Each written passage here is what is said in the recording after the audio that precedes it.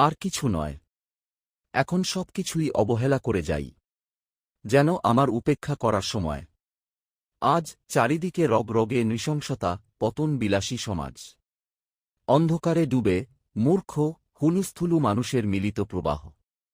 কেন এত রক্তপাত, ধ্বংস, ছায়ানট? এত সহজেই ভেঙে পড়ে সভ্যতা।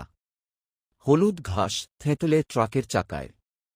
মাঝরাতে বাজেয়াপ্ত শব্দের তালিকা, আর কিছু নয়।